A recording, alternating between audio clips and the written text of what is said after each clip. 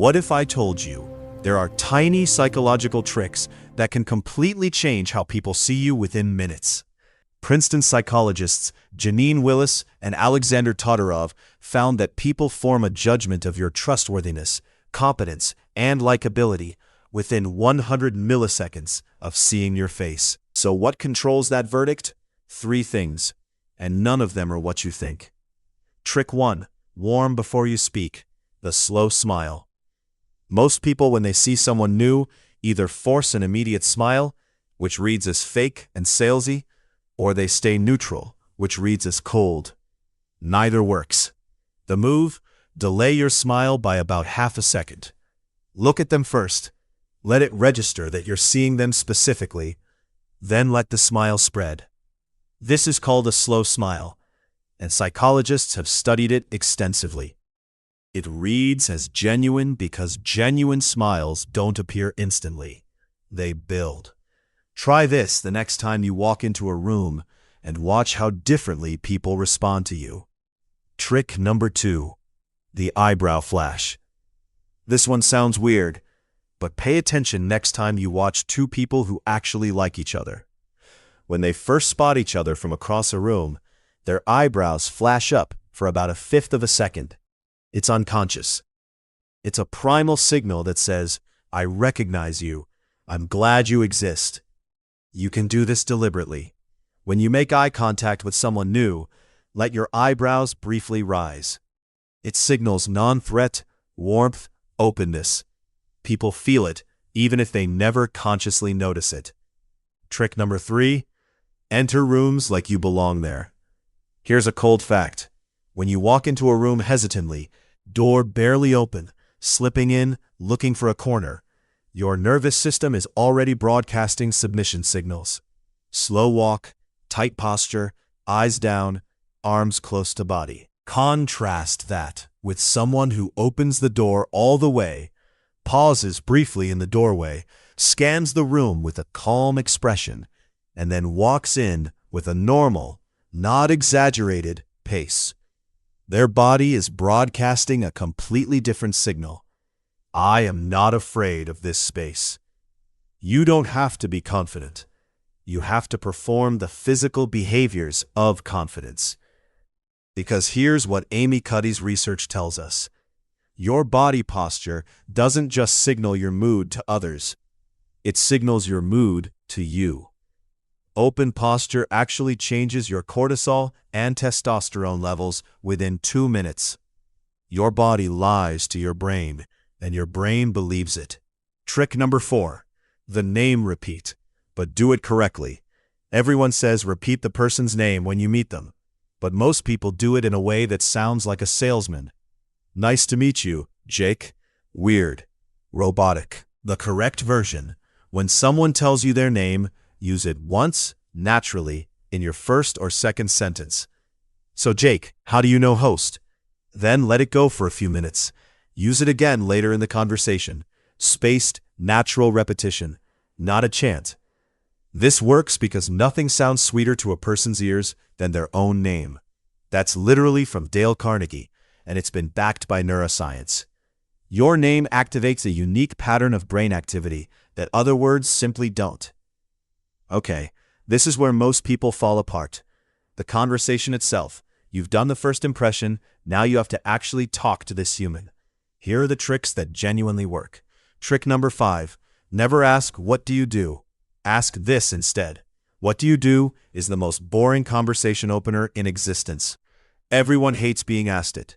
A huge percentage of people have complicated feelings about their job, and it immediately puts people in a box. Instead, ask, what are you working on these days? That one swap does 3 things. It's open-ended. It allows them to answer with their job, or their side project, or their passion, or literally anything occupying their mental energy. And it signals that you see them as someone who's building, creating, doing, not just a job title. Alternatively, what's keeping you busy lately? Same energy? Trick 6. The Ford method, but with an upgrade. You may have heard of Ford. Family, occupation, recreation, dreams. A classic framework for keeping conversation going. It works, but it can feel like an interview if you're mechanically going through categories. The upgrade, use Ford as a radar, not a checklist. In any conversation, listen for which Ford category a person lights up about. The moment you hear a slight change in their energy, their voice gets a little faster, their words get more specific, they lean forward slightly. That's your signal. Trick number 7. The best follow-up question in the world. This comes straight from years of therapy research, and it's almost embarrassingly simple. Whenever someone tells you something, an experience, an opinion, a story, instead of responding with your own story or opinion, just ask, "What was that like for you?" That's it. 4 words, and it's devastating in the best way, because it immediately pivots from the external facts of what happened to the internal experience, how they felt, what it meant, what surprised them. And almost nobody asks this. So when you do, people feel heard on a level they rarely experience. Trick number 8. The gift of going second. This is from Adam Mastroianni's research on conversation and also echoed in Brené Brown's work on vulnerability. Here's the principle. Whoever goes second in a vulnerability exchange goes deeper. What this means practically, if you want someone to open up to you, you open up first, but real. Share something slightly more personal than small talk demands, and watch what happens. The other person almost always reciprocates, and usually at a slightly deeper level than you went. You gave them permission. This is why the best conversationalists aren't the ones who ask the most questions. They're the ones who share just enough to make the other person feel safe sharing too. Trick number 9. The emotional label from Chris Voss. Chris Voss spent decades as the FBI's lead hostage negotiator. His book, Never Split the Difference, is technically about negotiation, but it's really a masterclass in human connection. His most powerful technique, label emotions. When someone is telling you something, a problem, a frustration, a story, name what you think they're feeling. It sounds like that was really frustrating. It seems like you're proud of how you handled that. That sounds exhausting. The magic? You don't have to be right. If you mislabel the emotion, they'll correct you. Well, not exactly frustrated, more like confused. And now they're doing the emotional work of figuring out what they actually feel. Either way, you've created depth. You've shown you were listening at the level of feeling, not just facts. Trick number 10. The 2 a.m. friend test. This one is a mindset hack for how to make friends as an adult, which is genuinely hard and gets harder every year past 25. The research on adult friendship is grim. A study by Cigna found that 61% of American adults report being lonely. And part of the reason is that adult friendships rarely get past the surface level because nobody wants to be the first one to go deeper. Here's the test. Ask yourself, would this person call me at 2 a.m. if they were in real trouble? If no, you're not actually friends yet. You're acquaintances who are friendly. To move someone from acquaintance to actual friend, you need 3 ingredients from the research: repeated, unplanned interaction, proximity over time, and the opportunity for vulnerability. As an adult, you have to engineer these deliberately.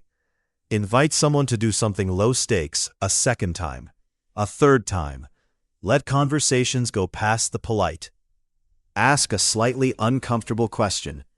The friendship happens in the discomfort that both of you lean into together. Trick number 11. The callback. One of the simplest tricks in the book, and almost nobody does it deliberately. A callback is when you return to something that was said earlier in the conversation. Maybe they mentioned offhandedly that they hate mornings. 45 minutes later, when the conversation is wrapping up, get some sleep. Maybe one of those rare good mornings is coming. That tiny move does something huge. It proves you were actually listening. It creates an inside reference in a conversation you literally just had. It makes people feel memorable because you remembered them. Comedians use callbacks constantly. Great conversationalists use them too. Start doing it deliberately and watch how conversations change. Okay, let's go deeper. Beyond conversation tactics into the actual psychology of why people like other people. Because if you understand the mechanism, You can work with it consciously. Trick number 12. The Ben Franklin effect. Ask for a small favor. This one flips everything your instincts tell you. Your instinct says, to make someone like you, do something nice for them. Give them something. Help them. Be generous. And yes, generosity matters.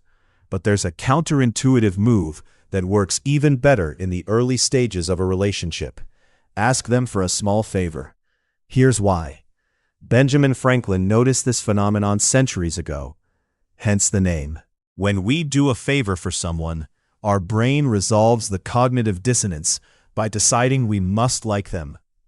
Why would I help this person if I didn't like them? I must like them.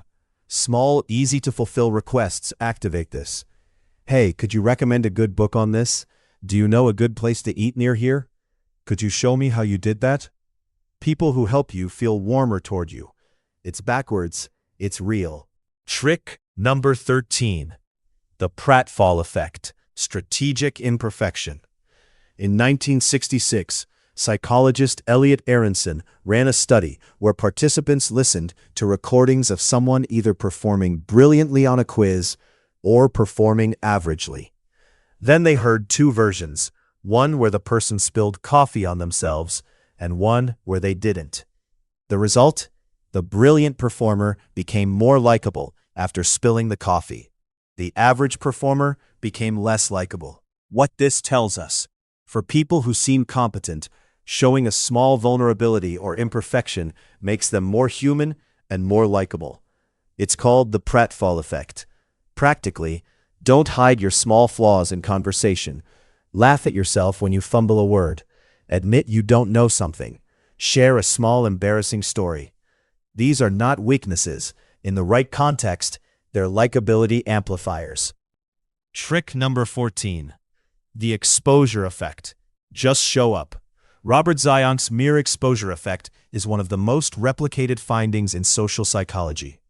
The more we're exposed to something, a song, a person, a face, the more we tend to like it. This is why familiarity breeds liking, not contempt, contrary to the popular expression. Contempt usually comes from familiarity with someone you already dislike.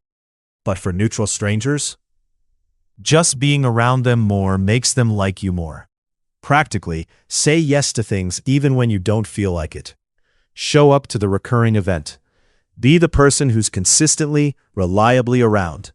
You're building a likability account just by being present over time. Trick number 15. Mirror their vocabulary, not their body language. Everyone talks about mirroring body language, but the research on vocabulary mirroring is actually stronger and less creepy. When someone uses a specific word, especially a quirky or distinctive one, use that same word back a little later in the conversation. If they say "that's wild" a lot, use wild. If they describe things as massive, use massive. This works because vocabulary is deeply personal. When you use someone's own words, there's an unconscious signal. This person is like me. We speak the same language. I trust them. Chris Voss uses this in negotiation, specifically mirroring the last three words someone said, turned into a slight question. You felt ignored? The timeline was impossible? It makes people feel heard and keeps them talking. Do this subtly, and it's remarkably powerful. Trick number 16. The I also technique for instant rapport. Researcher Arthur Aaron ran a famous study where he put two strangers together and had them answer increasingly personal questions for 45 minutes, culminating in 4 minutes of sustained eye contact. By the end, many pairs reported feeling deeply connected. Some ended up getting married. Genuinely true. But the underlying mechanism wasn't the questions. It was reciprocal disclosure combined with found similarity. Here's a lightweight version you can use anywhere. When someone reveals something about themselves, before you ask a follow-up, first find or create a genuine similarity. Oh, I also related thing. Not fake, not forced, but actively look for the overlap. Shared experiences, shared frustrations, shared tastes. Similarity is one of the strongest predictors of liking in the entire psychological literature. All right, you've got first impressions. You've got conversation skills. You've got likability psychology. Now let's get into the advanced stuff. The things that separate genuinely magnetic people from everyone else. Trick 17. Use we language early. The word we in conversation. We should check that out. We could try that. That's something we both probably agree on.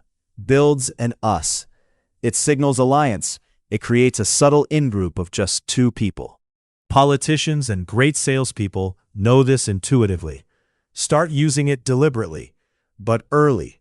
Not so early it's weird. A few minutes in, when you've got some rapport going. Trick number 18. The power of the pause. Charismatic people are not afraid of silence. Average conversationalists are terrified of it. They fill every gap with noise. But silence, used correctly, is a power move. When you ask someone a question, particularly a deep or important one, and they answer, don't respond immediately. Pause for 1 to 2 seconds. Look at them. That pause says, I'm actually thinking about what you just said. And it makes them feel like their answer mattered. Often they'll also fill the silence with more, which is where the real stuff lives. Journalists call this the pregnant pause. Therapists use it constantly. The silence does the work. Trick number 19. Remember the emotional headline. When you meet someone new and they tell you something about their life, a project, a problem, a situation, they're giving you two things, the facts and the emotion underneath. Most people remember the facts. Great conversationalists remember the emotional headline. If Sarah tells you she's been job hunting for 3 months, the facts are 3 months job hunting. The emotional headline might be exhausted, embarrassed, frustrated, but still pushing. Next time you see Sarah, ask about the job hunt, but from the emotional angle. How are you holding up with the search? That's a completely different question than, any luck with jobs? One is about events, one is about her. She will notice the difference, and you will have become someone who actually sees her. Trick number 20. Exit strong. The peak end rule. Nobel Prize winner Daniel Kahneman identified what he calls the peak end rule. We don't remember experiences as a whole. We remember the peak moment and the final moment. Everything in the middle is largely forgotten. This applies directly to conversations. The last 30 seconds of your interaction disproportionately determines how someone will feel about you afterward. Most people let conversations die. They trail off. Get distracted. The goodbye is awkward. The move, end with intention. Summarize something memorable from the conversation. Give a specific compliment about something they said. Leave them with a concrete next thing. I'm going to look up that book you mentioned. Let's actually do that thing. Make the ending deliberate, and they'll walk away thinking the whole conversation was better than it was. Trick number 21. Disagree in a way that makes people respect you. Most people either agree with everything to avoid conflict, spineless, or disagree in a way that makes people defensive, aggressive. The third option is what actually builds respect. The formula, validate before you challenge. That's an interesting angle. I actually see it differently. I think you're not saying they're right. You're acknowledging they have a perspective, then confidently stating yours. This combination is incredibly rare. People are so used to either being placated or attacked that someone who does neither, who says, I hear you, and here's my different take, calmly, feels almost disarming. They respect you. They may even update their view. Trick number 22. Ask dumb questions confidently. Highly intelligent people in conversations often hold back questions they think will make them look like they don't know something. This is a trap. Asking genuine, curious questions, even basic ones, actually signals confidence, not ignorance. It says, I'm secure enough that I don't need to pretend. Richard Feynman, one of the greatest physicists who ever lived, was famous for asking stupid questions in seminars. Questions that everyone else was too proud to ask, and he always got the deepest answers. Ask the question you think everyone else already knows the answer to. You'll be surprised how often no one else knew either. Trick number 23. Give specific compliments, not generic ones. "You're so smart" is a generic compliment. "You're so funny" is a generic compliment. They're nice, but they wash off quickly. A specific compliment sounds like, "The way you explained that analogy, I've been trying to understand that concept for weeks, and it just clicked." Or, "I noticed how you handled that awkward moment in the conversation. That was genuinely gracious." Specific compliments land differently because they prove you were paying attention. They're not something you can say to anyone. They're for this person, about this specific thing. That's rare. That's memorable.